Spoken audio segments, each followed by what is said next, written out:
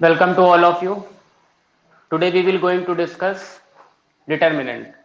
आज हम लोग नया चैप्टर पढ़ने जा रहे हैं जिसका नाम है डिटरमिनेंट। डिटरमिनेंट को हम लोग अच्छे से समझते हैं। देखिए,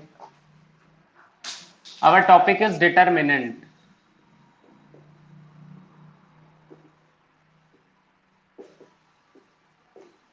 डिटरमिनेंट्स जिसको हम लोग सारणिक कहते हैं। आपको बताया गया था कि जब भी हम किसी टॉपिक को पढ़ेंगे तो सबसे पहले स्टार्टिंग हम लोग यहां से करेंगे कि एक्चुअल में ये टॉपिक है क्या, डिटरमिनेंट। इसकी शुरुआत कहां से होती है। देखिए, डिटरमिनेंट क्या है। Determinant whenever we place the element in a vertically or horizontally the system is formed and the form system is known as determinant। जब कभी भी हम अवयवों को क्षैतिज या ऊर्ध्वाधर रूप में व्यवस्थित करें और ऐसी व्यवस्था हमारी सारणिक कहलाती है जिसको हम लोग डिटरमिनेंट कहते हैं। देखिए, सबसे पहले हम देखते हैं व्हाट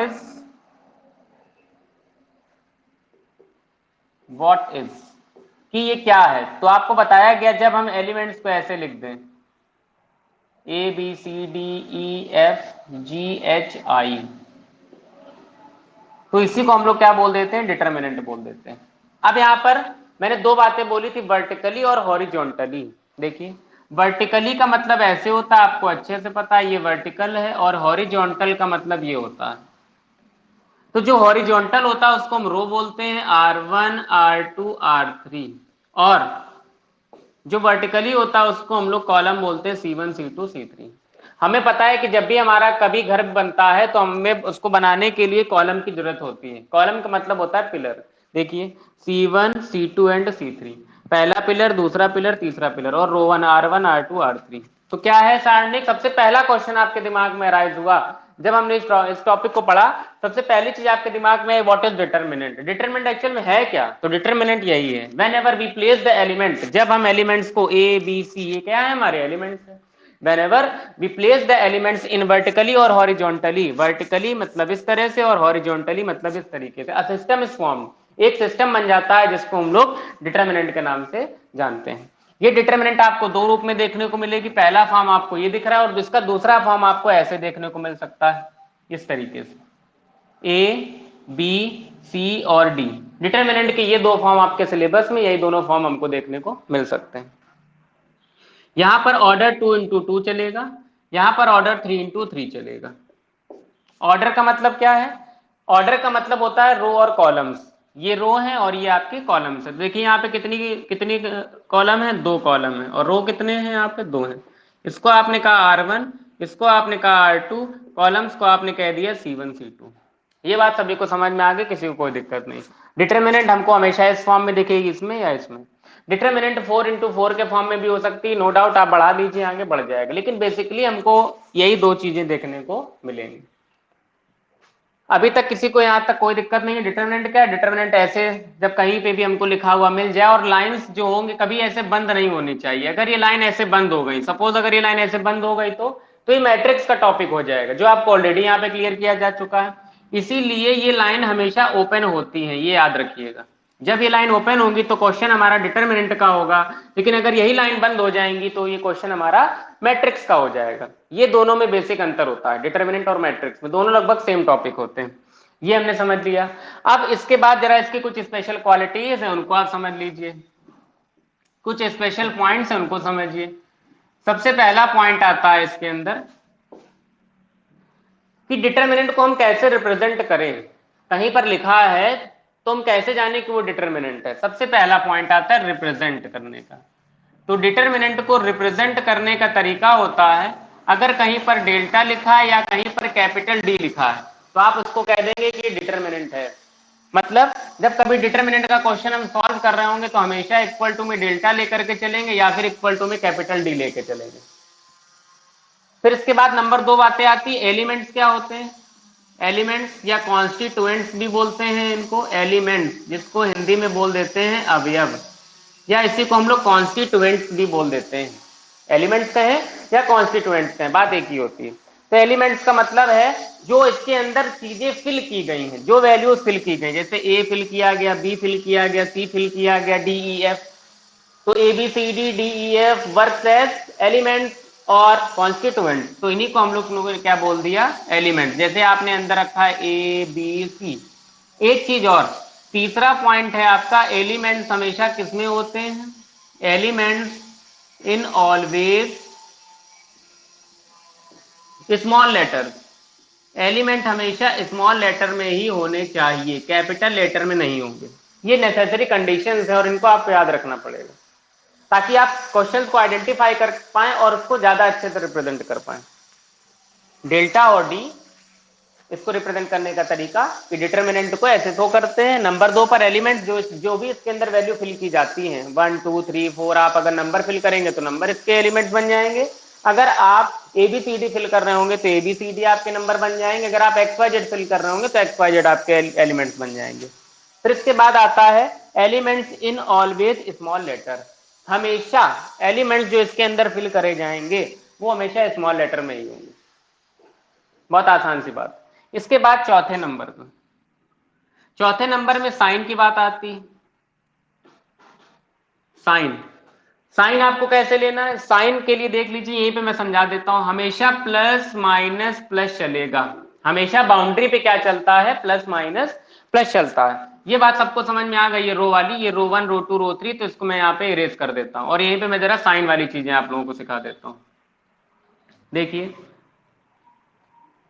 कभी भी किसी भी डिटर्मिनेंट का जब आपको साइन डिसाइड करना हो तो याद रखिएगा हमेशा सरफेस पे ही काम होता है और सरफेस पे प्लस माइनस प्लस करके चीजें चलती रहती हैं। देखिए सरफेस है ये, प्लस माइनस प्लस, यहाँ पर प्लस, तो ये प्लस माइनस प्लस, ये भी इसकी बाउंड्री है, प्लस माइनस प्लस ये भी इसकी बाउंड्री है और प्लस माइनस प्लस ये भी इसकी बाउंड्री ही है।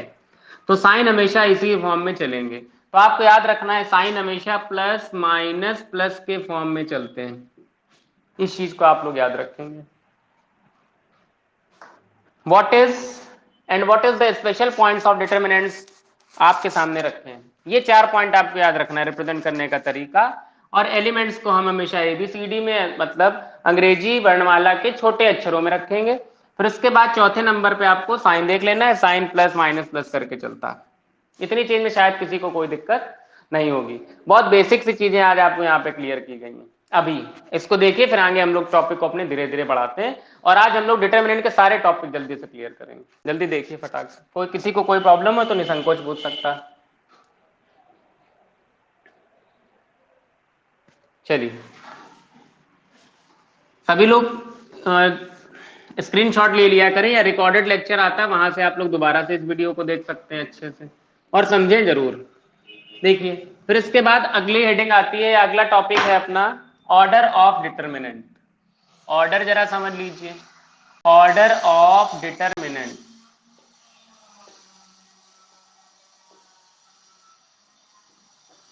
सारणिक का क्रम।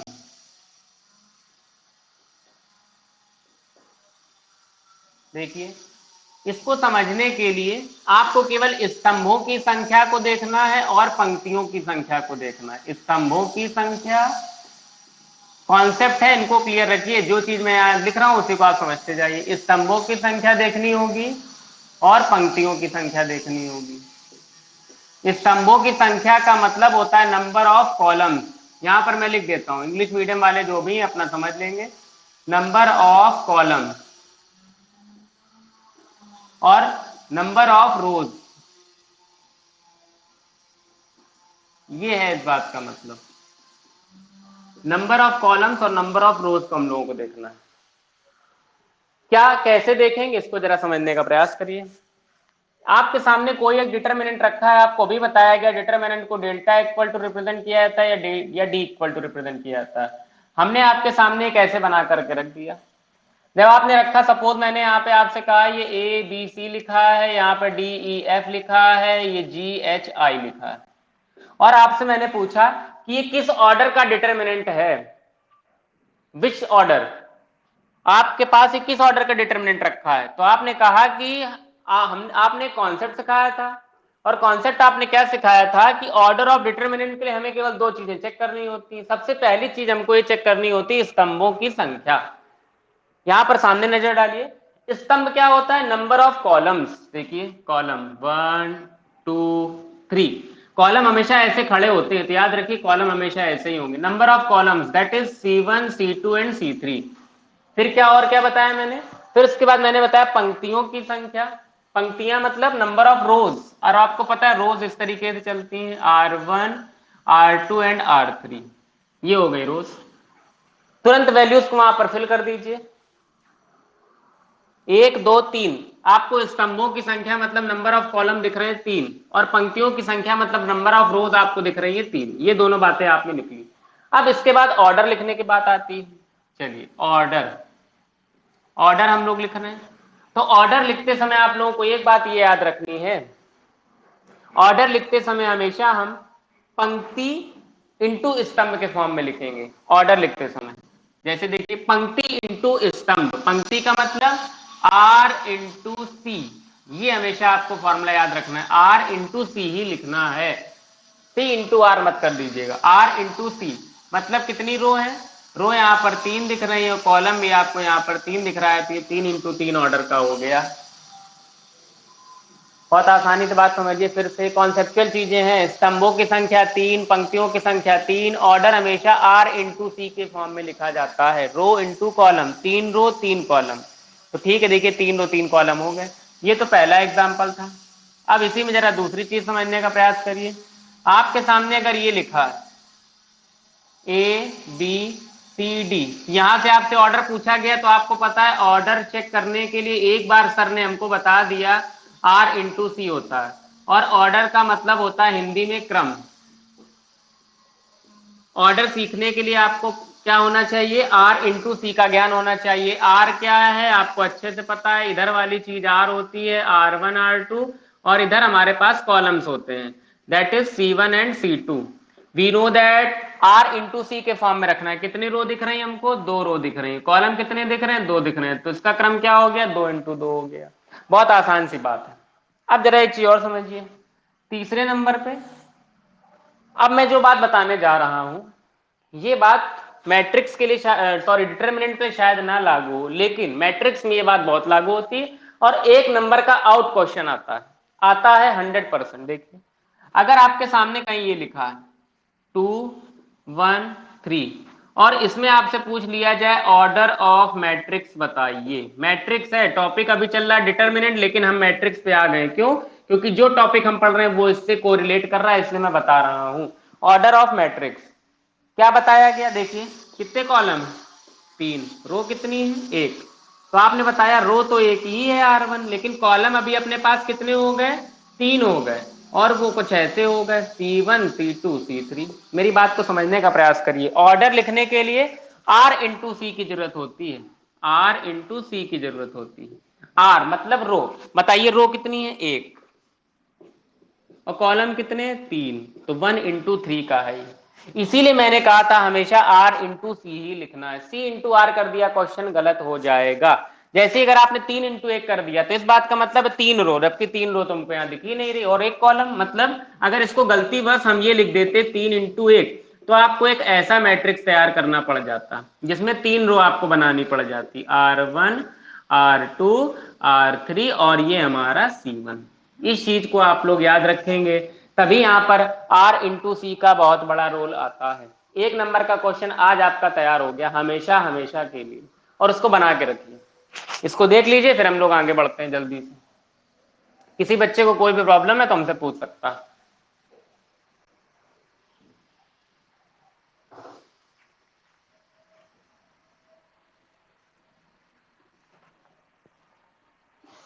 चलिए सभी को समझ आ गया, इसके बाद अगला देखिए, नेक्स्ट टॉपिक है माइनर कोफैक्टर्स एंड एलिमेंट्स।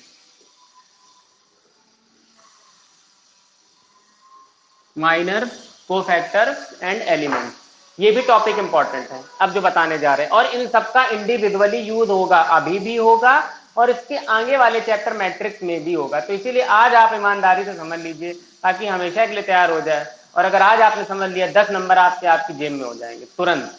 देखिए सबसे पहला आता है एलिमेंट, अगला टॉपिक है एलिमेंट, माइनर कोफैक्टर्स। एलिमेंट्स का मतलब हो गया अवयव, माइनर्स का मतलब हो गया उपकारणिक, कोफैक्टर्स का मतलब हो गया सहखंडज। ये तीनों टॉपिक हमको समझने हैं। क्या है अभी आपको समझ में आ जाएगा, बस कंसंट्रेशन बनाए रखिए, कॉन्टिन्यूअसली हमारे साथ बने रहिए, अभी आने वाला आपको सारी चीजें समझ में आएंगी। देखिए हमने अपने मन से एक यहां पर लेट किया determinant, let delta equals to D equal to, एक डिटर्मिनेंट मैंने यहां लेट किया है a1 a2 a3 b1 b2 b3 c1 c2 c3। सबसे पहले हम बात करेंगे एलिमेंट्स की। एलिमेंट्स देखिए, एलिमेंट्स का मतलब है जो वैल्यू इसके अंदर फिल की गई है वही वैल्यू एलिमेंट का काम करती हैं। The values which filled inside the determinant works as element, वह सभी मान जो इस सारणिक के अंदर भरे जाते हैं वही हमारे अवयव कहलाते हैं। ठीक है, ये बात तो हमको पता है। अच्छा, पहला एलिमेंट है हमारा a1, फिर अगला एलिमेंट है हमारा b1, फिर अगला एलिमेंट है हमारा c1, यही तो है। ठीक, समझते जाइए बस मन से, अभी सारी चीजें क्लियर हो रही। a1 b1 c1 आपने लिख लिया, फिर अगला एलिमेंट है हमारा a2, अगला एलिमेंट है b2, अगला एलिमेंट है c2, फिर अगला एलिमेंट है a3, अगला एलिमेंट है b3 और अगला एलिमेंट है c3। इस तरीके से ये हमारे एलिमेंट्स हैं और इनसे ही मिलकर के हमारा एक मैट्रिक्स बन गया, सॉरी डिटरमिनेंट बन गया।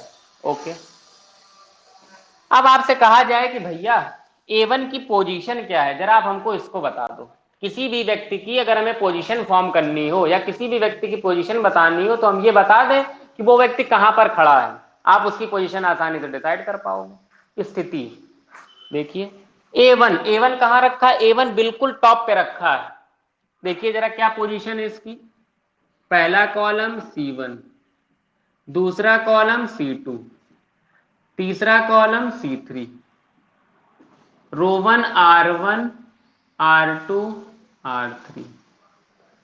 ऑर्डर हमेशा कैसे लिखा जाता है, R इंटू सी के क्रम से ही हमेशा चीजों को आपको रिप्रेजेंट कर लेना है। इस चीज को याद रखिए, ये हमने अभी आपको पीछे बता दिया, इतना आपको पता है। ठीक है, A1 कहाँ रखा है, जैसे ही आपने देखा यार A1 कॉलम पहले कॉलम पे रखा है और पहली रो पे रखा। देखिए A1 कॉलम नंबर 1 और रो नंबर में भी एक ही में तो रखा है A1, मतलब आपको पता चला कि A1 की पोजीशन पहला कॉलम पहली रो है। तो आपने कहा कि क्रम होता है R इंटू सी, मतलब पहली रो पहला कॉलम, तो उसको 11 से रिप्रेजेंट कर दिया जाता है। तो A1 की पोजीशन हो गई A11,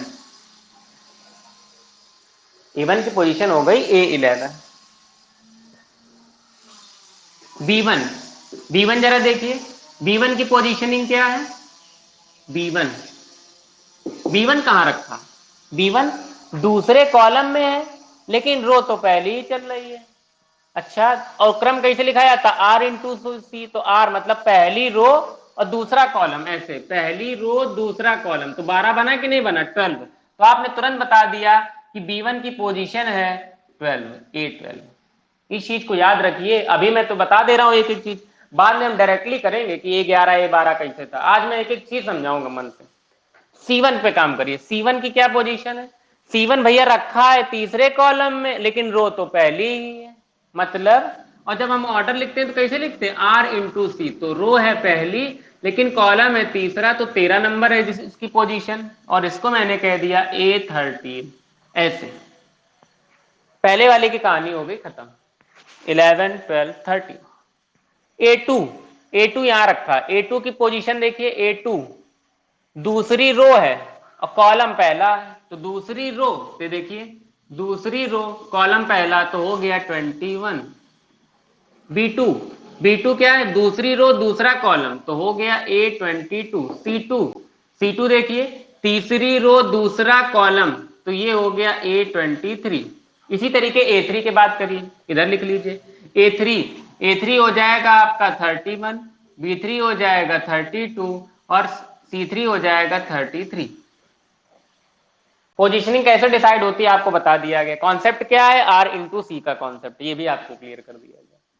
साथ ही साथ ऐसे भी याद रख सकते हैं, ये 11 होता है पहले वाला, इसके बाद 11, 12, 13, फिर 11 के बाद 10 की गैपिंग होती है, तो 21, 22 और 23, फिर 10 की गैपिंग तो 31, 32 और 33, मतलब 11, 12, 13, फिर 10 की गैपिंग होती 21, 22, 23, फिर 10 की गैपिंग 31, 32, 33। इस तरीके से गैपिंग मैनेज होती है और ये आपके प्लेसेस डिसाइड हो जाते हैं। अब भैया इसको बताने का मतलब क्या, आपने क्यों बताया हमको, इसलिए बताया क्योंकि एग्जामिनेशन में आपसे एक डिटरमिनेंट बना देगा और आपसे कह देगा A33 की वैल्यू बता दो, तो आपको यही नहीं पता 33 है कहां, तो कैसे बताओगे। आपसे कह दे A33 की वैल्यू बताओ, सपोज ये क्वेश्चन था एग्जामिनेशन में आ गया, कह रहा A33 की वैल्यू बता दो। 33 मतलब तीसरा रो तीसरी कॉलम, तो 33 तीसरी रो और तीसरा कॉलम, मतलब यही तो आ गया पकड़ में C3। तो C3 आपसे पूछ रहा है, आपने बता दिया कि ये तो C3 है भैया, A33 तो C3 है। देखिए C3 है कि नहीं है 33, आपके सामने एक नंबर का क्वेश्चन यहां से हो गया खत्म। सभी लोग देख लीजिए, किसी को दिक्कत तो पूछ लीजिए, फिर अगला टॉपिक पढ़ते हैं उप सारणिक। जल्दी से देखिए,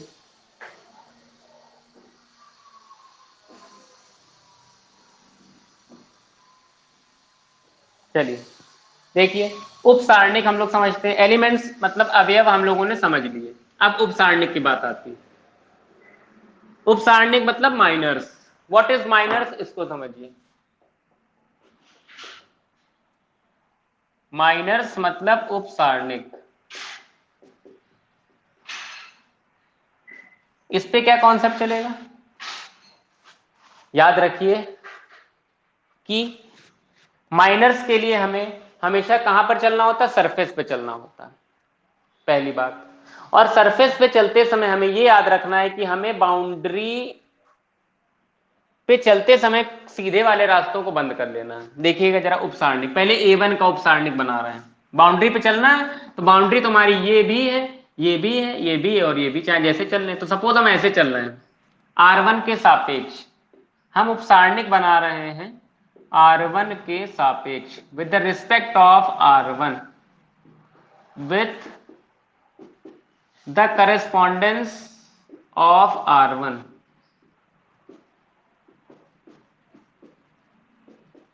R1 के करेस्पॉन्डेंस में हम लोग चल रहे हैं, समझते जाइए जरा। सबसे पहला पड़ रहा है हमारे पास A1। A1, अब A1 का तिरछे वाला रास्ता, मेरी बातों को और शब्दों को जरूर ध्यान रखिए।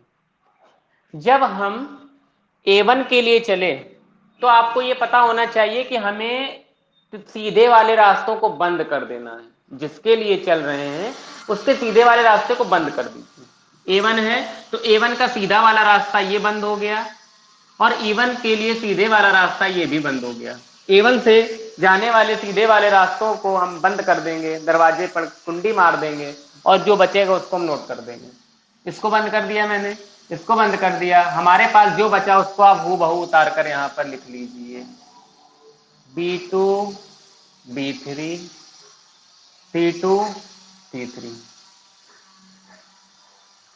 बात समझ में आ गई।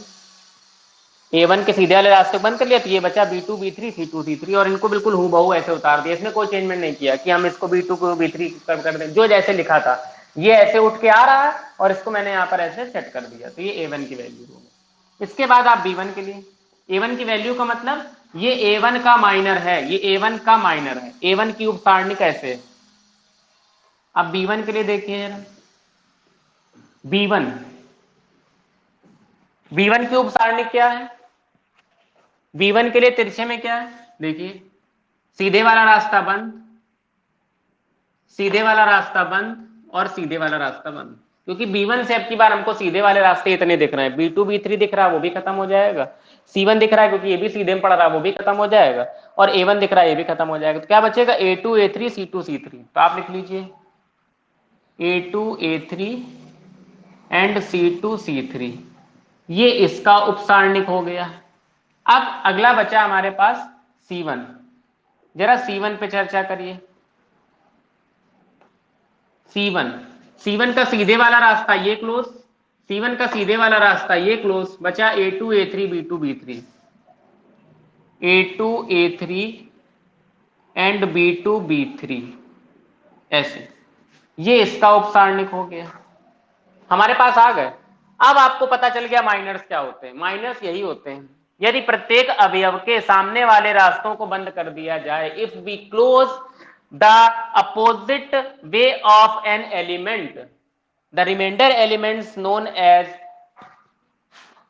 Miners of that element.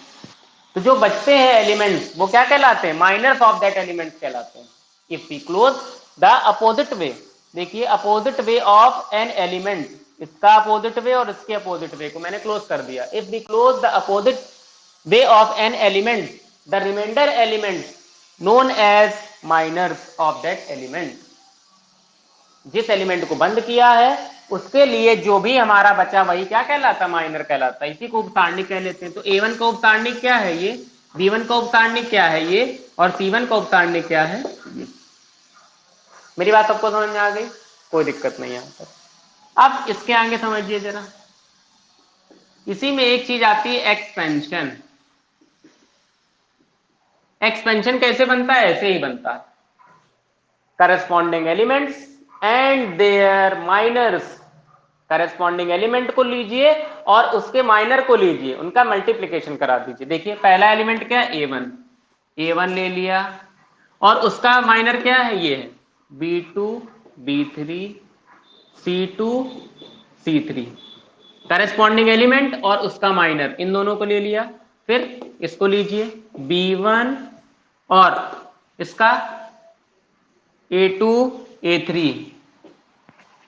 C2 C3, फिर C1 और उसका करस्पॉन्डिंग एलिमेंट। तो C1 और उसका करस्पॉन्डिंग आपके पास क्या बना था उपसारणिक? A2 A3 B2 B3, यही तो बना है, लिख लिया।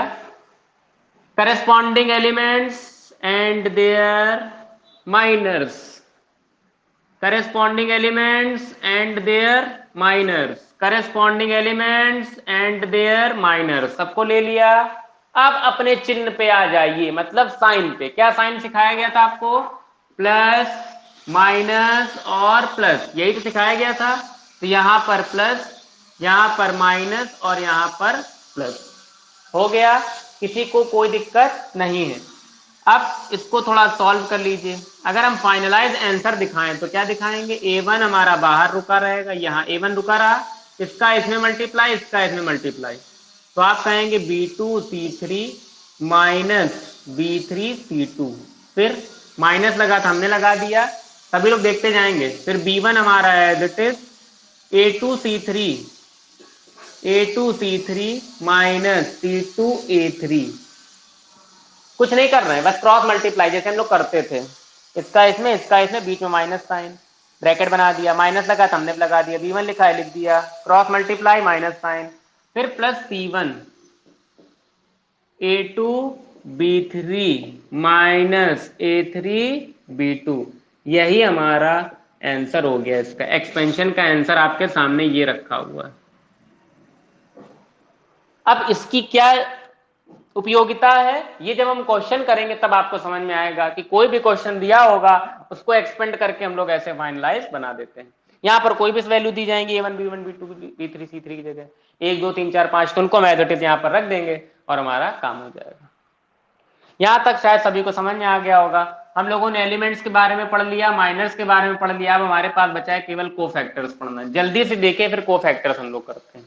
यहाँ इसमें इस टॉपिक में किसी को कोई प्रॉब्लम हो तो देख लीजिए। यहाँ पर हम लोगों ने माइनर्स को भी समझ लिया और यहाँ पर एक्सपेंशन को भी समझ लिया, तो हमारे एक साथ दो टॉपिक क्लियर हो गए। देखिए जल्दी।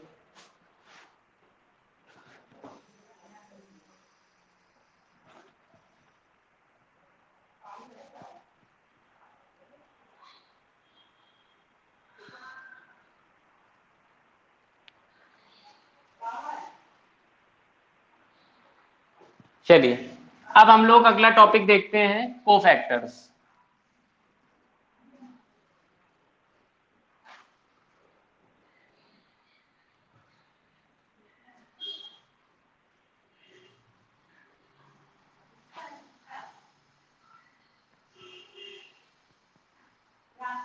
एक चीज और, जैसे हम लोग A1 B1 C1 के लिए चले हैं, सेम एज इट इज हम लोग ऐसे भी चल सकते हैं A1 A2 A3 के लिए, तो उसके लिए अलग से माइनर्स बन जाएंगे भाई। A1 को छिपाएंगे, इधर वाला रास्ता बंद। अब अगर आप A2 के लिए चलोगे तो A2 का सीधा वाला रास्ता ये बंद ये बंद ये बंद। तो मैं अभी ऐसे चला था, मैंने बताया था कि हमेशा हम लोग कैसे चलते हैं, सरफेस में चलते हैं। तो अभी हम सरफेस में चले थे तो A1 B1 C1 के लिए चल दिए, तो हमारा ऐसे बन गया। आपकी इच्छा हो तो आप ऐसे भी चल सकते हैं A1 A2 A3 के लिए, तो वो कंडीशन बन जाएगा। आपकी इच्छा हो तो A3 B3 C3 के लिए चल दीजिए, आपकी इच्छा हो C1 C2 C3 के लिए चल दीजिए। करने का तरीका और नियम बिल्कुल सेम ऐसे ही रखे जाएंगे जैसे आपके सामने दिख रहा है। अब अगला टॉपिक देखिए, कोफैक्टर्स। कोफैक्टर या सहखंडज क्या होते हैं, इनको समझिए। कोफैक्टर और सहखंडज में एक बेसिकली अंतर ये है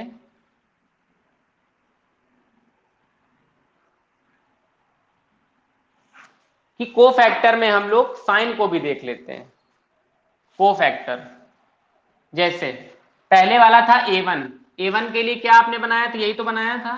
तो A1 का कोफैक्टर तो आपने क्या कह दिया इसको, A11 का था। ये किसका था, A12 का था। ये किसका था, A13 का था। मेरी बात समझिएगा, A1 मतलब 11 वाली पोजीशन, 12 वाली पोजीशन और 13 वाली पोजीशन। तो 11 12 और 13। तो अब आपसे कहा जाए कि कोफैक्टर क्या है, आपसे पूछा गया अगर 11 का कोफैक्टर क्या है, तो A11 का कोफैक्टर माइनर ही रहता है। कोफैक्टर माइनर में कोई अंतर नहीं, केवल साइन का अंतर है। वो अंतर जरा समझिए। जब हमने माइनर पढ़ाया तो हमने कहीं साइन नहीं लिया, अभी इसके आगे कहीं पे नहीं लिया ना। जबकि आप नियम क्या कहता है, नियम ये कहता है कि यहाँ पर ये प्लस रहता है, ये माइनस रहता है, ये प्लस रहता है, यही तो था। इस नियम को हमने केवल एक्सपेंशन में ही फॉलो करा, यहाँ पर कहीं भी नहीं दिखाया था, नहीं दिखाया ना। वही चीज अब हम दिखा देंगे तो वही चीज क्या बन जाएगी, कोफैक्टर बन जाएगी। देखिए 11 वाली पोजीशन का आपको ये दिखा है। अब यहां पर क्या होता है, प्लस, तो ये हो गया प्लस। 12 वाला क्या है, माइनस, तो 12 वाले के आगे लगा दिया माइनस। 13 वाला क्या है, प्लस, तो ये लगा दिया हमने प्लस। और यही क्या बन गए, हमारे कोफैक्टर्स बन गए। इन्हीं को हमने कह दिया कोफैक्टर्स। और ये कोफैक्टर्स कहां पर है, फर्स्ट रो के कोफैक्टर्स हैं। इनको ऐसे आप लिख सकते हैं, कोफैक्टर ऑफ फर्स्ट रो। जैसे भी मैंने एक्सपेंशन किया तो उसी तरीके आप लिख सकते हैं, कोफैक्टर ऑफ फर्स्ट रो। इसको आप हिंदी में कहेंगे प्रथम पंक्ति के सहखंडज। जो लोग हिंदी में लिखना चाहते हैं वो ऐसे लिख लें, प्रथम पंक्ति के सहखंडज। एक चीज और याद रखिए, सहखंडज हर पंक्ति का निकाला जाता है। जैसे अभी यहां पर हम लोगों ने एक्सपेंशन खाली एक के लिए कर दिया था, आंसर आ गया। लेकिन जब हम सहखंडज निकालने चलेंगे तो पहले वाले के लिए भी काम करना पड़ेगा, दूसरे वाले के लिए भी काम करना पड़ेगा, और तीसरे वाले के लिए भी काम करना पड़ेगा। इस चीज को याद रखिए। चलिए, तो प्रथम पंक्ति के सहखंडज आपको निकालना आ गया। अब हम द्वितीय पंक्ति के सहखंडज निकाल रहे हैं। द्वितीय पंक्ति मतलब A2 के लिए। तो देखिए A2 का मतलब यहाँ कौन सी पोजीशन थी, 21, इसके नीचे 22 और इसके नीचे 23 के लिए काम करने जा रहे हैं। देखिए जरा 21। जब आप 21 पे चले तो आपको क्या बताया गया, काम वही माइनर वाले की तरीके, बस हमको इसमें करना है अब की बार। अभी यहाँ तुमने एक ही वाले में करके छोड़ दिया था, जबकि हमको जब हम कोफैक्टर निकालेंगे तो हर जगह चलना होगा। चलिए जरा 21 के लिए चलिए। 21 सीधे वाला रास्ता ये क्लोज, सीधे वाला रास्ता ये क्लोज, ये क्लोज। 21 के लिए है क्या, A2 ही तो है, तो ये वाला रास्ता क्लोज, ये क्लोज, ये क्लोज, बंद कर दीजिए।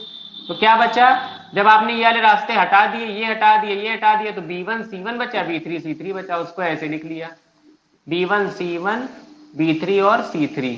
और किसके साथ, अभी क्या बताया था, साइन के साथ। बताइए यहाँ कौन सा साइन होता है, plus minus, plus minus sign आया तो आपने माइनस लगा दिया। अब 22 के लिए चलिए। A22 मतलब यही तो बचेगा बीच वाला। देखिए बीच वाले के लिए हम चलने जा रहे हैं, बीच वाले के लिए चलिए। B2 के लिए चले सीधे वाले रास्ता। B2 को बताओ सीधे में क्या पड़ रहा है, B1 ये क्रॉस, B2 का सीधे में A2 ये भी क्रॉस, B2 के सीधे में ये भी क्रॉस, B2 के सीधे में B3 क्रॉस। सीधे वाले एलिमेंट्स को मैं वही खत्म कर देना होता, उसको मार गिराइए तुरंत सीधे वाले को। क्या बचा, A1 A3 C1 C3। तो आपने लिख दिया A1 A3 C1 C3 और विद साइन। क्या B2 में कोई साइन आता है, नहीं, क्योंकि आपको बताया गया सरफेस में केवल plus minus plus plus minus plus plus minus plus चलता है, तो इसमें तो कोई साइन आया नहीं, तो इसको हमने प्लस कर दिया। अब 23 21, 22, 23 इसके लिए करिए। इसका सामने वाला रास्ता ये बंद, इसका सामने वाला रास्ता ये बंद, इसका सामने वाला रास्ता ये भी बंद। क्या बचा? A1 A3 B1 B3। A1 A3 B1 B3 और साइन कौन सा है? यहाँ माइनस, यहाँ पे माइनस आता है, क्योंकि अगर हम सरफेस में चलेंगे तो कुछ ऐसे साइन दिखाएंगे, प्लस माइनस प्लस। यहाँ पर भी हमने लिख दिया माइनस। बहुत इंपॉर्टेंट टॉपिक बता रहा हूं और इसकी आवश्यकता आपको अभी तो पड़ेगी ही पड़ेगी, लेकिन अगले चैप्टर में जरूर पड़ेगी। उसका नाम है मैट्रिक्स। तो अभी ही इसको अच्छे से समझ लीजिए, मन से एकदम। और ये जो आपने निकाला है, ये जो चीजें निकाली थी, ये प्रथम पंक्ति के सहखंडज थे, और ये जो मैंने निकाला है दूसरा पॉइंट, ये तीनों, इसके लिए आप कहेंगे द्वितीय पंक्ति के सहखंडज। यहां पर मैं लिख देता हूं, द्वितीय पंक्ति के सहखंडज, को फैक्टर्स ऑफ सेकेंड रो, ऐसे। और इंग्लिश में मैं यहां ब्रैकेट में लिख देता हूं, को फैक्टर्स ऑफ सेकेंड रो, ऐसे। देखिए, फर्स्ट रो के कोफैक्टर निकाल लिए, सेकेंड रो के कोफैक्टर निकाल लिए। जो कोफैक्टर अभी पीछे माइनर पढ़ा था ना हम लोगों ने, माइनर में हमने केवल एक ही के लिए निकाला था, क्योंकि इसकी जरूरत भी नहीं थी। अगर आपसे कोई पूछे दूसरे के लिए माइनर निकालो, दूसरे के लिए सेम यही रहेगा, बस साइन हटा देना केवल, बस यही अंतर है दोनों माइनर और कोफैक्टर में। माइनर कोफैक्टर सेम चीज है, बस केवल साइन का अंतर। अब हम अगर आपसे कह दें कि द्वितीय पंक्ति के माइनर बताओ, तो आप कहेंगे भैया सामने तो लिखे हैं माइनर, देख नहीं पा रहे हैं आप? तो देख तो लिया हमने, बस साइन हटा दीजिएगा, खत्म कहानी। ऐसे आप लोगों को मैथ समझनी, बहुत आसान वाले तरीके से। इसको देखिए, फिर हम लोग देखते हैं तृतीय पंक्ति के। ये वाला समझ में आ गया होगा फर्स्ट वाला, तो फर्स्ट वाले को खत्म कर देते हैं। अब एक और बचा अंतिम, थर्ड वाला। देखिए, आप लोगों को इस तरीके से ये चैप्टर पढ़ा रहा हूं कि अभी से लेके आगे कोई दिक्कत नहीं होगी। तो एक बार मन से समझ लीजिए। द्वितीय पंक्ति के सहखंडज हो गए। अब जरा तृतीय पंक्ति के देखिए। अब आप लिखेंगे तृतीय पंक्ति के सहखंडज।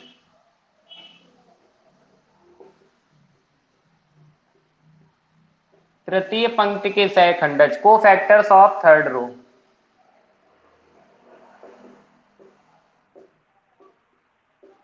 को फैक्टर ऑफ थर्ड रो, इनको भी रफ कर देते हैं।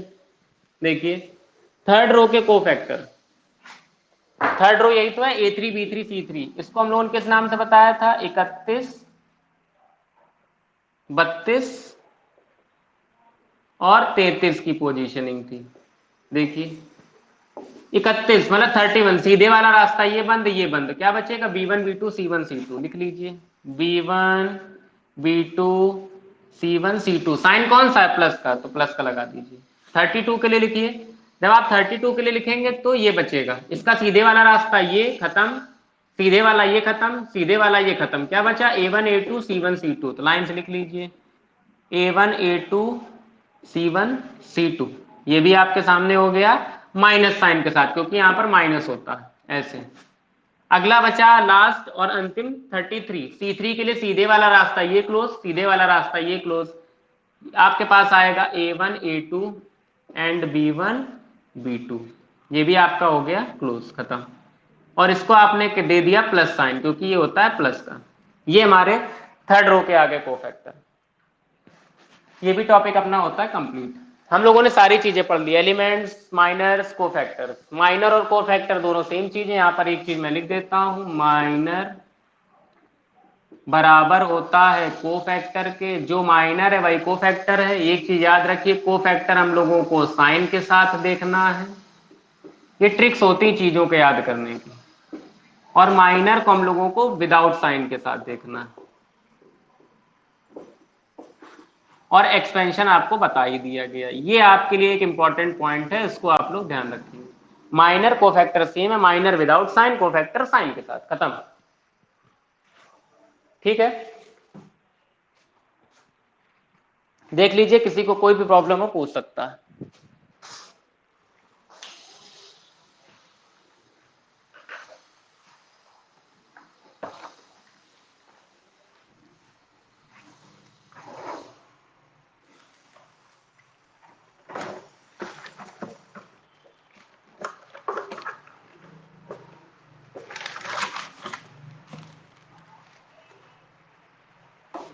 चलिए, आज की क्लास का समय खत्म होता है।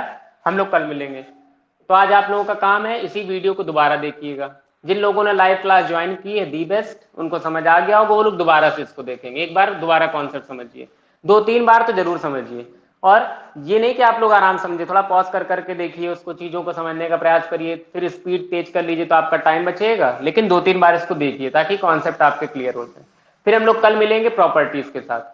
कल हम लोग प्रॉपर्टी खत्म कर देंगे और मोस्ट प्रोबेबली है कि परसों से हम लोग क्वेश्चंस को स्टार्ट कर देंगे और 1-2 दिन में ही सारी आपको कहानी समझ में आ जाएगी। तो हम लोग कल मिलते हैं अपने समय पे। We will meet tomorrow at the same time. Thanks to all of you watching this video.